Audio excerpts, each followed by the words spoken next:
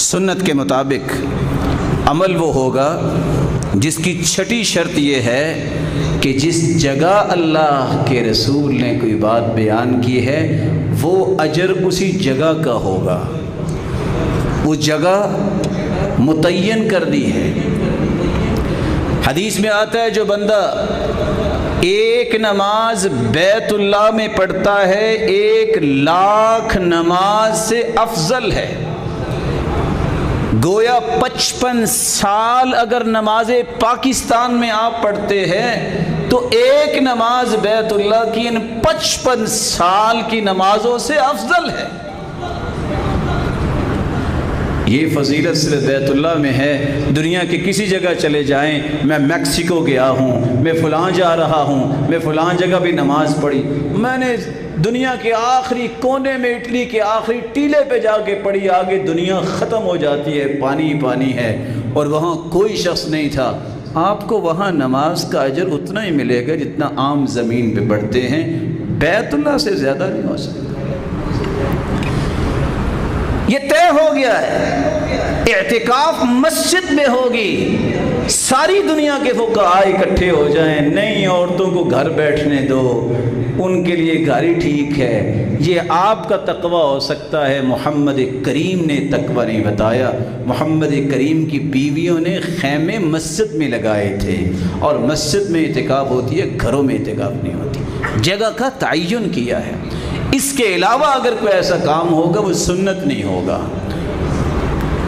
تو ایک مرتبہ پھر سنیے، 6 شرطیں جب تک کسی کام میں نہیں ہوتی وہ سنت کے مطابق نہیں ہوتا۔ شریعت نے اس کا سبب بیان کیا ہو، شریعت نے اس کا وقت مقرر کیا ہے، شریعت نے اس کی مقدار مقرر کی ہے، شریعت نے اس کی کیفیت مقرر کی ہے، اور اس کے لیے جس جگہ کا تعین کیا ہے اور جس جنس کا تعین کیا ہے، اس سے الگ ہو کہ ساری زندگی سجدے میں پڑے رہو، وہ عمل قابل قبول نہیں۔ صحیح بخاری صحیح مسلم کی روایت پھر سن لیجئے، من احدث فی امرنا ھذا ما لیس منہ فہو رد، جس نے کوئی نیا کام نکالا جو اللہ کے رسول صلی اللہ علیہ وسلم نے نہیں کیا وہ مردود ہے۔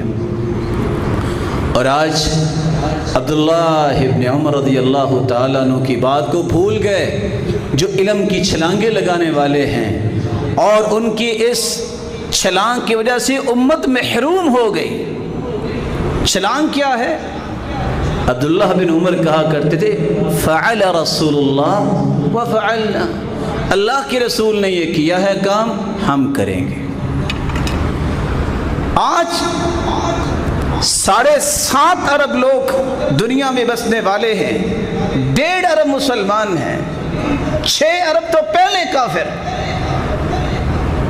اس 1.5 ارب میں کتنے لوگ جو ہیں وہ نماز پڑھتے ہیں، اور جو نماز پڑھنے بھی آتے ہیں اللہ ہدایت دے ان لوگوں کو جو اس طرح کی پٹی پڑھا دیتے ہیں۔ سنتوں کی کون سی ضرورت ہے؟ یہ کوئی ضروری ہے؟ وطروں کی کون سی ضرورت ہے؟ سید المرسلین نے صبح کی سنتیں اور اسی طرح وطر کو سفر میں بھی نہیں چھوڑا۔ جرم ہے کہ کوئی شخص اتنی جرت کر لے اور لوگوں کو سنتوں سے محروم کروا دے۔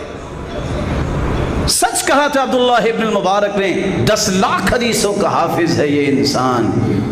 وہ کہا کرتے تھے من تہاون بالآداب، جس کو بولنے بیٹھنے اٹھنے بڑے سے بات کرنے کا ادب نہیں آتا، حرم من النوافل، اللہ اسے نوافل سے بھی محروم کر دیتے ہیں۔ یہ اس لائق ہی نہیں ہے کہ اللہ کے قریب ہو جائے، اور نوافل سے تقرب الہی ملتا ہے۔